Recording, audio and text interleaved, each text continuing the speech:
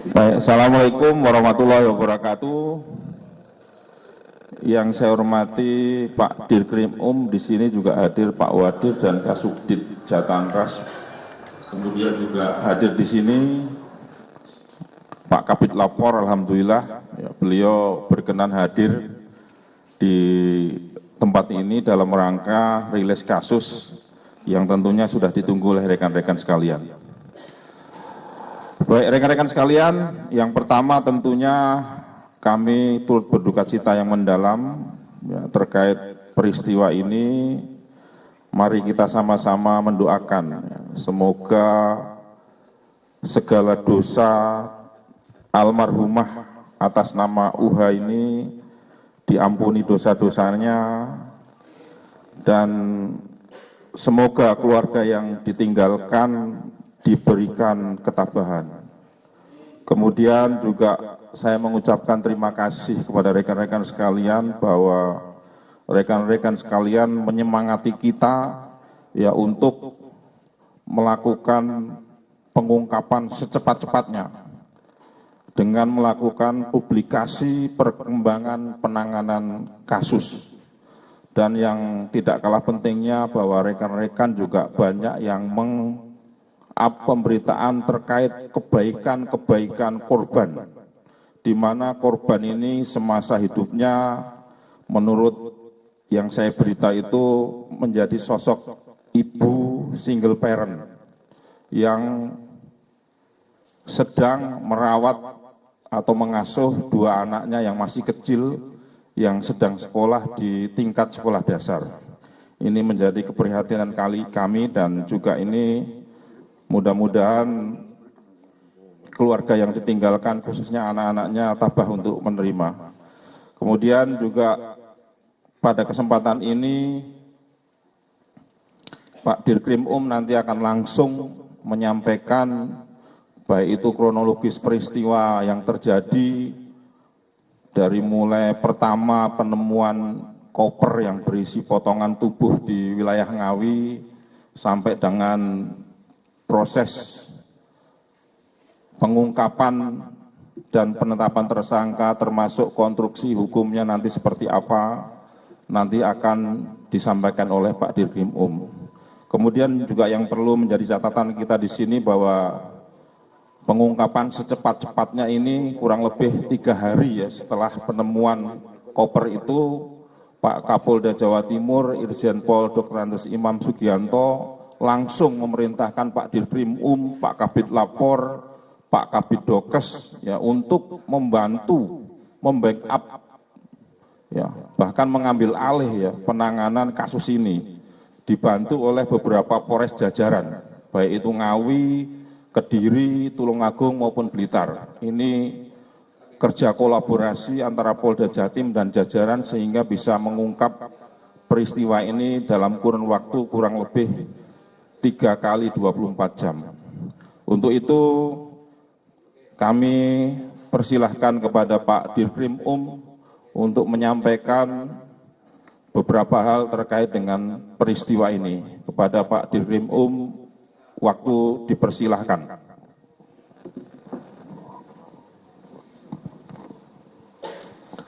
Assalamualaikum warahmatullahi wabarakatuh. Salam sejahtera bagi kita sekalian, Om Swastiastu. Yang saya hormati Bapak Kabid Humas, yang saya hormati Bapak Kabid Lapor, yang saya hormati Pak Wadir, Kasubdit Jatantras, para kasat di sini yang hadir dari Kasat Ngawi, Tulungagung dan Kediri, rekan-rekan media yang saya hormati. Pertama-tama mari kita tundukkan kepala, kita doakan kepada korban. Kita doakan yang terbaik, semoga diampuni segala kesalahannya dan diberikan tempat yang termulia di sisinya. Amin.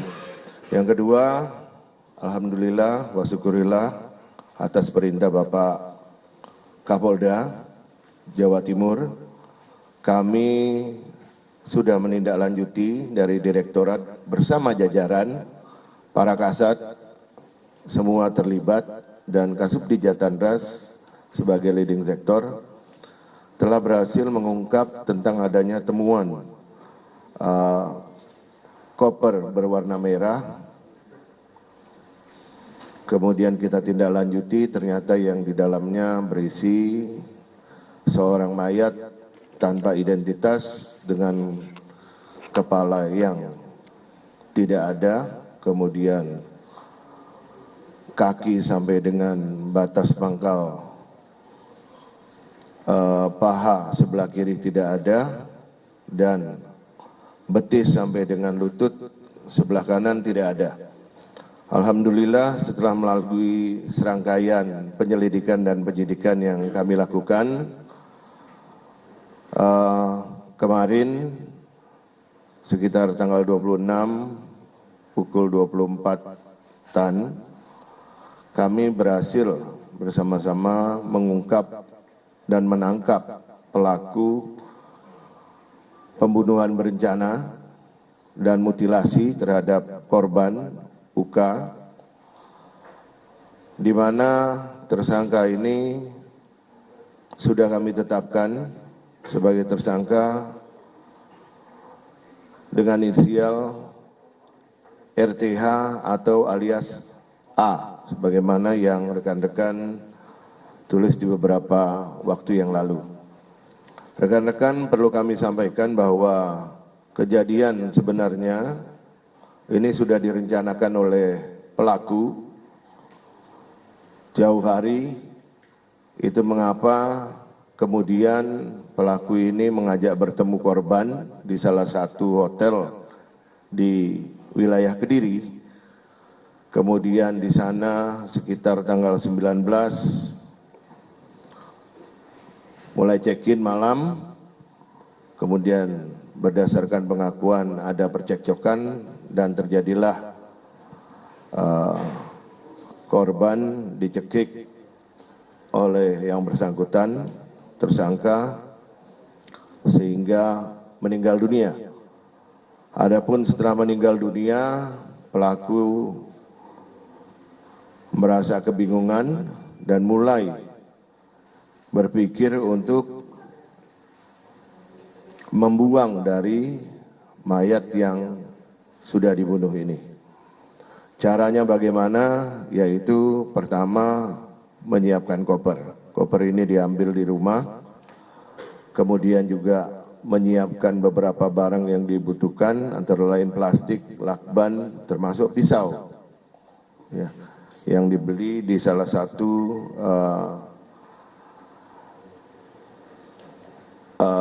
tempat, ya. Kemudian sekitar tanggal 20 dini hari itu korban melakukan aksinya, dalam arti melakukan mutilasi. Kenapa dilakukan mutilasi? Karena awalnya korban ini akan dimasukkan secara utuh di dalam koper. Tapi karena tidak cukup, kemudian dimutilasi. Diawali mulai dari kepala korban. Kemudian diupayakan masuk, tidak cukup lagi. Kemudian dimutilasi lagi kaki kanan, ulangi kaki kiri sampai batas paha. Diupayakan lagi dimasukkan, ternyata tidak cukup, baru terakhir betis yang dimutilasi. Setelah itu baru yang bersangkutan merencanakan untuk membuang dari beberapa potongan, baik itu kepala maupun kaki. Yang pertama kali dibuang itu bagian kaki di daerah Trenggalek. Nah, kemudian upaya untuk membuang kepala ini sempat dilakukan pada saat membuang itu. Kepala terbentur dari jendela sehingga kembali kepalanya itu.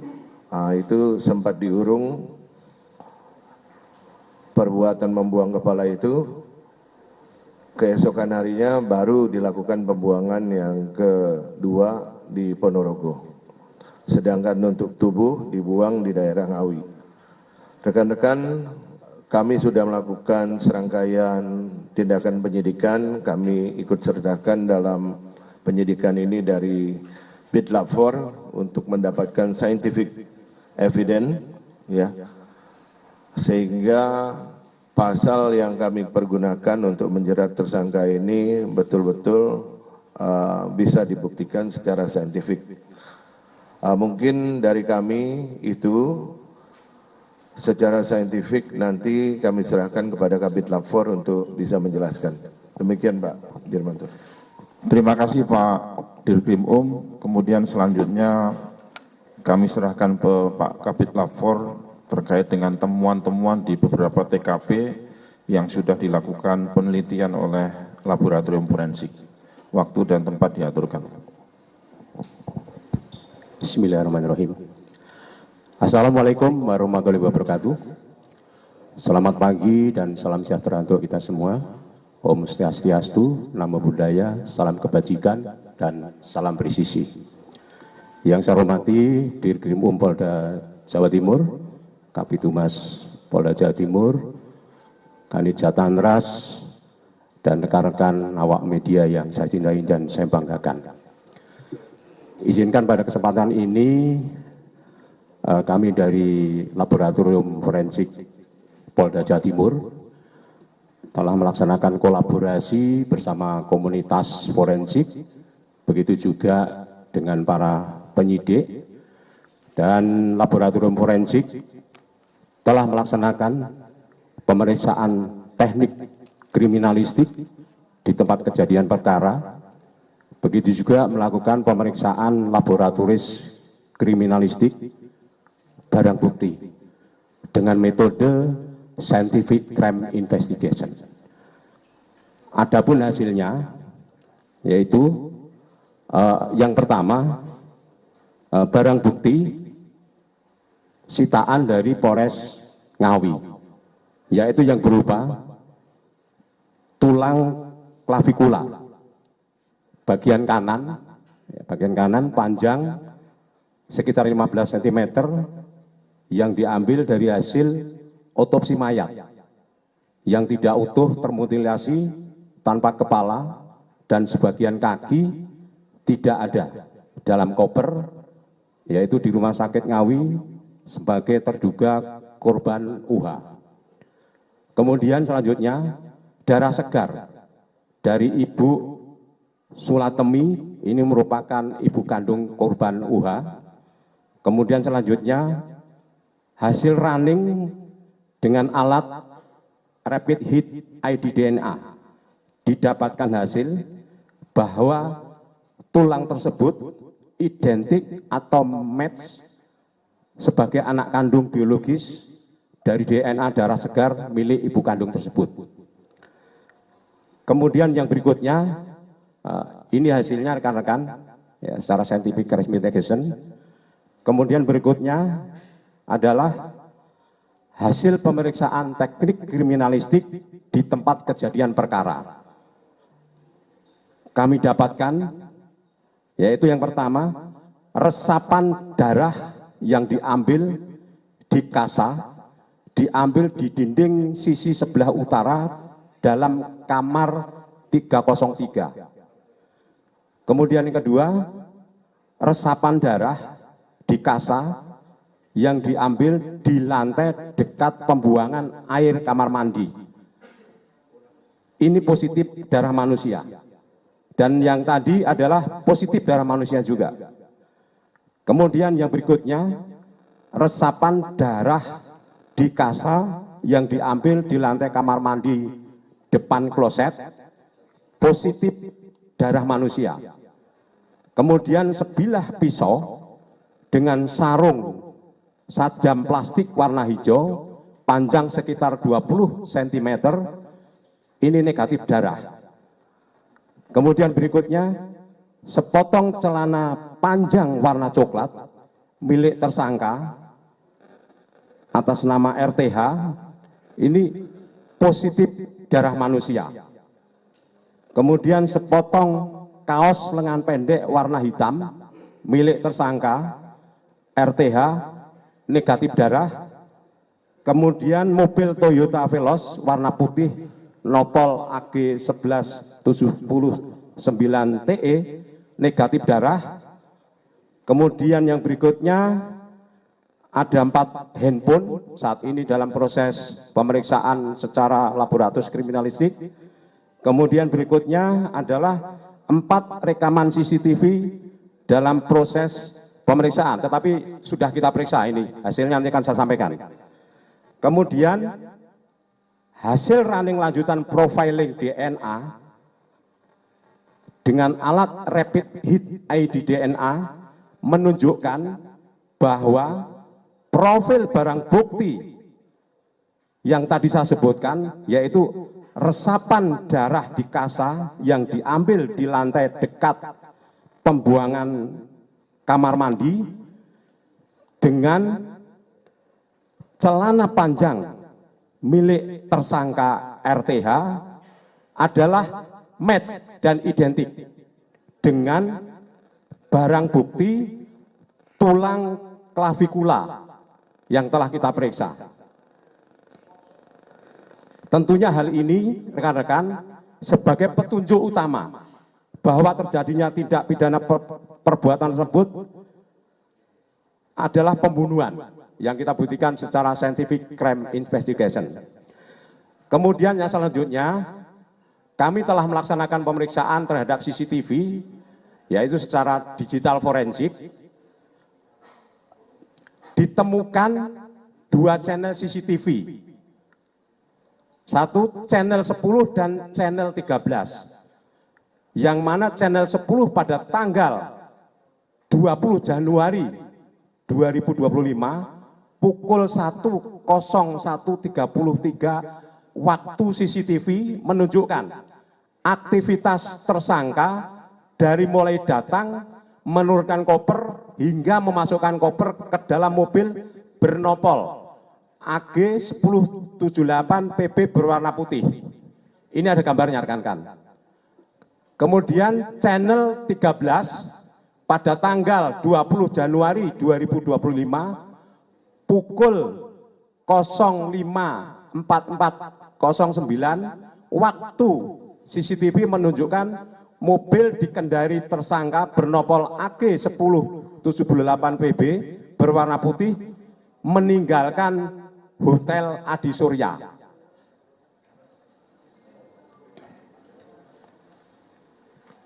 Kemudian yang selanjutnya, pada tanggal 20 Januari 2025 pukul 1:01:33 kamera 10 waktu CCTV tampak 2 orang laki-laki duduk di teras depan hotel, yang satu berdiri dengan membawa koper berwarna merah turun dari mobil belakang. Ini seperti ini hasil CCTV. Yang selanjutnya, pada tanggal 20 Januari 2025 pukul 1:14:03 kamera 10 CCTV tampak 2 orang laki-laki, yang satu masuk ke dalam mobil, satu masuk ke dalam kamar hotel. Ini kan. Kemudian yang berikutnya, pada tanggal 20 Januari 2025 pukul 5:16:05 kamera 10 waktu CCTV tampak 1 orang laki-laki keluar dari arah kanan mobil bernopol AG 1078 PB berwarna putih seperti ini.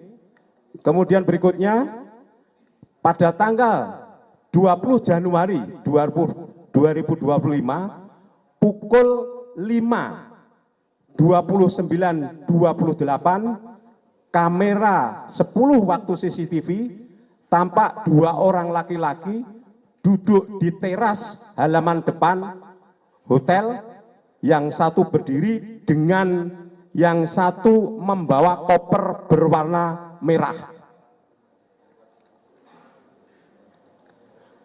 Kemudian yang selanjutnya, pada tanggal 20 Januari 2025, pukul 5:25:37, kamera 10 waktu CCTV tampak 2 orang laki-laki, satu duduk di teras halaman depan hotel, berdiri dengan membawa koper berwarna merah dimasukkan di dalam mobil.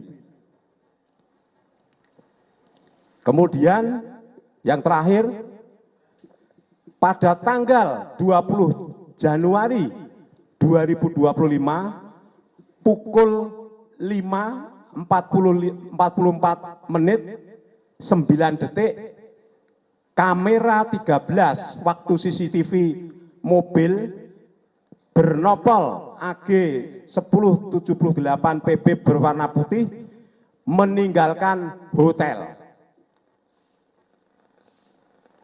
Saya rasa demikian rekan-rekan hasil laboratorium forensik yang telah kami laksanakan dalam rangka membantu bantuan teknis kepolisian secara scientific crime investigation. Terima kasih. Wassalamualaikum warahmatullahi wabarakatuh. Terima kasih. Terima kasih Pak Kabid Lafor. Barangkali rekan-rekan ada yang mau ditanyakan? Ya, Bimbing. Kasih mic, ada mic nggak? Ini nih.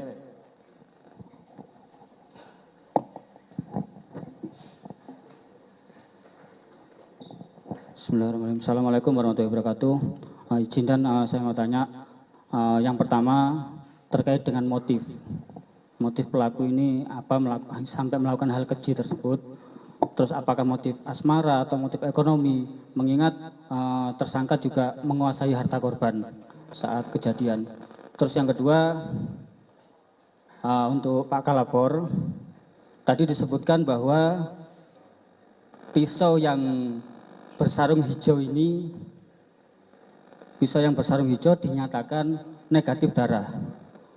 Negatif darah artinya, kalau dalam pemahaman kami yang awam ini, negatif darah artinya pisau ini tidak digunakan sebagai alat untuk melakukan mutilasi. Mungkin bisa dijelaskan apakah memungkinkan jika menggunakan alat yang sekecil itu untuk melakukan mutilasi tanpa bantuan alat yang lain. Terus yang berikutnya, yang ketiga, terkait dengan tadi temuan CCTV yang menggambarkan ada 2 orang lain yang ikut membantu mulai dari mengangkat koper merah dan lain sebagainya. Apakah 2 orang itu sudah dilakukan pemeriksaan dan statusnya seperti apa? Mungkin itu saja. Terima kasih. Assalamualaikum warahmatullahi wabarakatuh. Baik, terima kasih rekan-rekan. Ya, perlu kami sampaikan bahwa terkait motif ya, hasil dari pemeriksaan terhadap tersangka diketahui bahwa motifnya ini adalah pertama, korban ini sakit hati, ada sakit hati dan juga cemburu. Cemburunya kenapa? Karena diketahui korban ini pernah ketahuan memasukkan laki-laki lain ke dalam kos korban. Ya, sementara tersangka ini di dalam di sekitaran kos-kos korban ini mengakui sebagai suami siri dari korban. Kemudian korban ini juga sering minta uang kepada pelaku. Makanya pada saat tanggal 19, pada saat pertemuan di hotel di Kediri, itu memang tersangka sudah menyiapkan uang 1 juta rupiah untuk diberikan kepada korban. Karena sebelumnya memang sudah ada chat-chatan melalui WhatsApp. Lainnya lagi apa sakit hatinya, bahwa berdasarkan hasil pemeriksaan tersangka ini juga memiliki seorang anak perempuan, di mana korban ini pernah berucap kepada tersangka bahwa korban mendoakan kalau nanti sudah besar anaknya ini menjadi, mohon maaf, PSK. Itu juga membuat tersangka ini sakit hati. Lainnya dari hasil pemeriksaan bahwa korban tidak terima karena pelaku ini memiliki anak yang kedua, sehingga dari korban sendiri ya sempat melontarkan supaya pelaku ini menghilangkan anak keduanya. Itu motifnya yang kami ketahui berdasarkan hasil pemeriksaan terhadap tersangka. Betul tadi yang disampaikan oleh Kabid Lapfor bahwa berdasarkan CCTV ada 2 orang di situ. 2 orang di situ adalah satu tersangka yaitu RTH alias A, yang satu lagi sudah kita amankan dan sudah kita periksa untuk mendalami peran dari yang bersangkutan. Karena sementara hasil pemeriksaan yang bersangkutan adalah masih kerabat dari tersangka, kemudian dimintai tolong untuk ngedrop tersangka ini ke rumah neneknya di daerah Tulungagung, rumah kosong.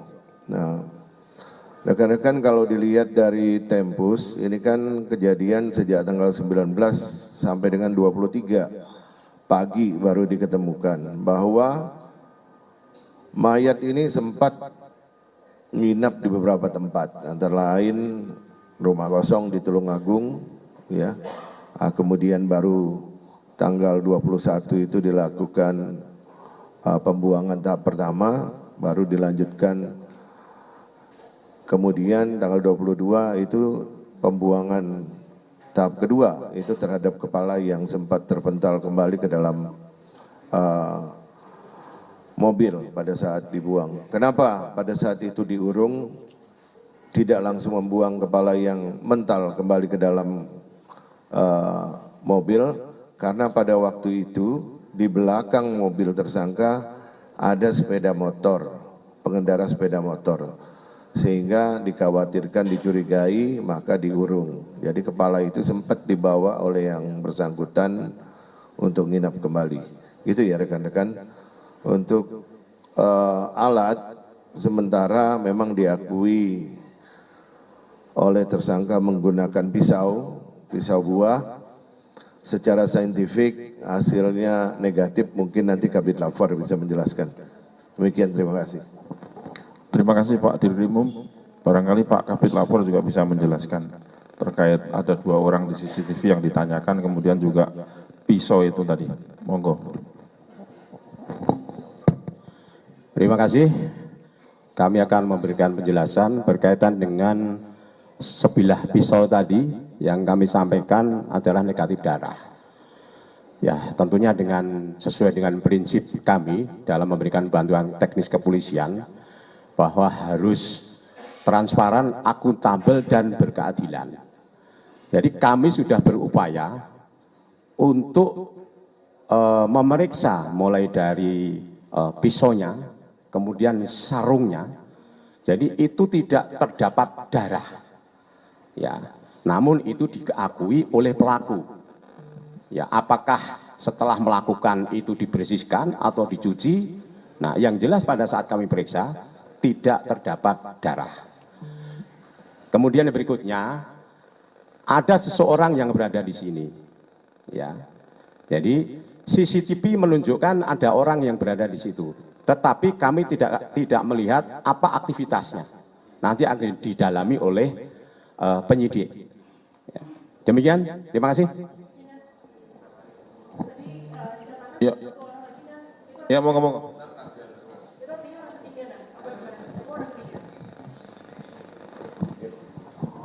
Ulangi Mbak, minta tolong Mbak. Izin, dan tadi kan disebutkan bahwa ada 1 orang yang aktivitasnya terpantau di dalam CCTV. Itu apakah orang ketiga atau 2 orang itu? Terus untuk apakah memungkinkan kalau yang bersangkutan ini membawa alat lain untuk kemudian melakukan mutilasi selain dengan pisau yang tadi diakui? Lalu yang ketiga dari hasil pemeriksaan kesehatan mental yang bersangkutan ini, apakah ada kecenderungan psikopat? Terima kasih. Iya, baik rekan-rekan, tadi sudah saya sampaikan bahwa yang ada di CCTV sebagaimana yang disampaikan oleh Kabid Lapfor itu terlihat 2 orang. 2 orang itu adalah satu tersangka, satu lagi itu adalah yang saya sampaikan tadi kerabat dari tersangka. Perannya apa? Sampai dengan saat ini kita lakukan pemeriksaan, itu masih dalam tahap beliau diminta untuk ngedrop tersangka ini ke hotel, gitu. Ya, dari hotel ini jadi saya sampaikan kepada rekan-rekan, ketika tanggal 19 itu datang, tersangka itu menggunakan Grab. Nah, ketika selesai melakukan perbuatan sekitar 23.30, itu baru mencekik. Kemudian ditinggal korban itu di dalam hotel, kemudian tersangka ini menghubungi kerabatnya itu, minta tolong dijemput. Kemudian setelah dijemput, minta tolong diantarkan ke rumah neneknya yang di Tulungagung, rumah kosong itu. Ya. Nah, peran sementara yang baru kami dapatkan itu, apakah turut melakukan perbuatan pidananya masih kami dalami. Itu ya. Kemudian terkait apakah ini psikopat, saya kira bukan kapasitas saya untuk menjawab, tapi ini akan menjadi bahan pertimbangan bagi kami, akan kami periksakan juga ke psikiater nantinya. Itu ya Mbak Ika ya. Terima kasih ya. Cukup ya rekan-rekan? Cukup kita.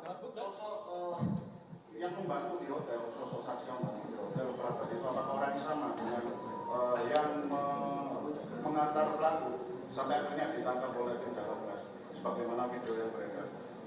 Kemudian pasca eksekusi itu si pelaku semacam kabur kemana? Di situ kemarin ada yang bertanya. Ya langsung sekalian.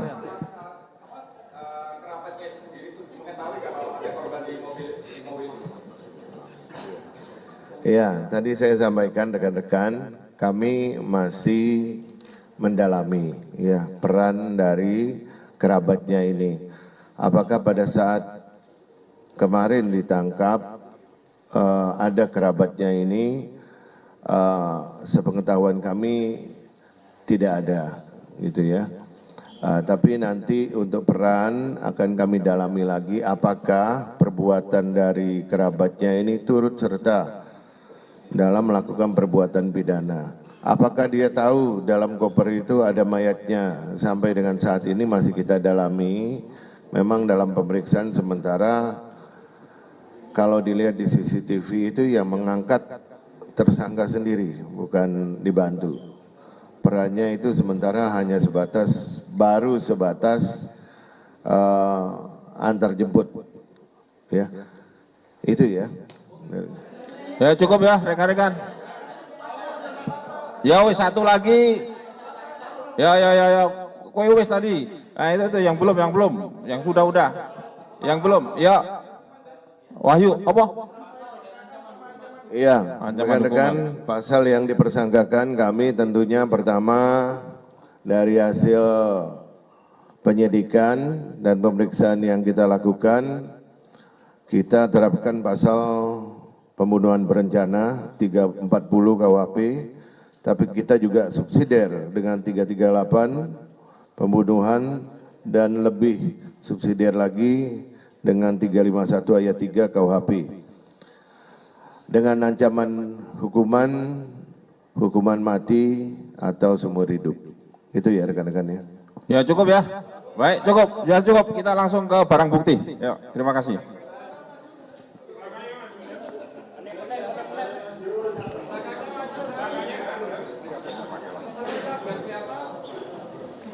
Baik rekan-rekan kita langsung foto barang bukti.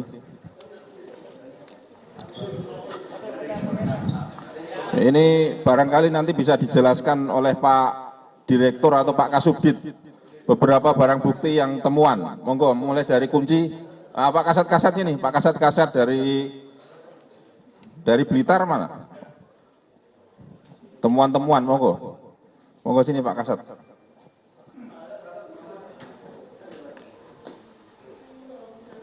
Izinan, ini yang mau jelaskan barangkali dari Kasubdit atau Komandan? Ya, pisau, ini pisau.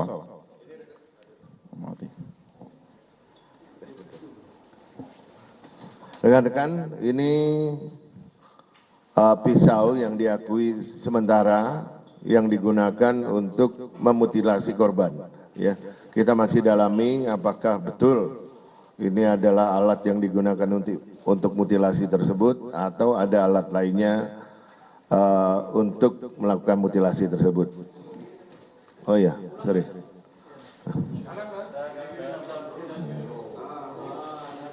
Ya udah, lanjut. Ini apa lagi Pak? Tambang ini Jan. Ini barangkali digunakan untuk ini Pak Wadir. Ini tambang, ya tambang yang digunakan untuk mengikat tubuh yang ketika di dalam koper sehingga agak bisa dimasukkan ke dalam. Termasuk ini ya Pak Direktur, ini juga sama, tambang juga untuk mengikat ya. Untuk mengikat termasuk apa namanya, gelang yang ada pada korban. Kemudian kami juga sampaikan kepada rekan-rekan bahwa di luar kita juga menyita 3 unit kendaraan roda 4 antara lain ini kuncinya, ada mobil R3 itu punya korban yang sempat dijual. Kemudian dari hasil penjualan R3 itu kemudian kita menyita ada Vios.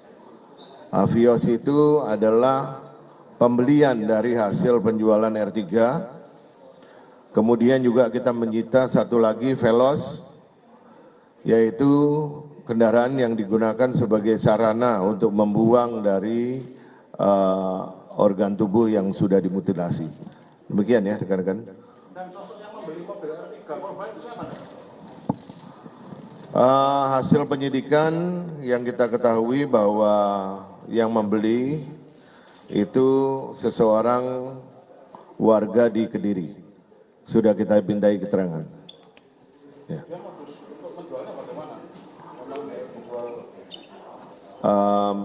Memang penjualan dilakukan melalui media online, sedang kami dalami kenapa kok, apakah ini grup tertentu yang memang khusus terkait hasil tindak pidana atau memang jual beli mobil seperti biasanya gitu ya. Profesi pelaku rekan-rekan sementara sesuai KTP pelajar, tapi secara informal hasil dari profiling kami, pelaku ini adalah salah satu ketua ranting dari salah satu perguruan pencaksilat yang ada di Tulungagung. Ya, juga bertindak sebagai LSM yang sering berkomunikasi dengan anggota di Polres daerah Tulungagung, Trenggalek dan sekitarnya. Demikian ya rekan-rekan. Ya, cukup ya.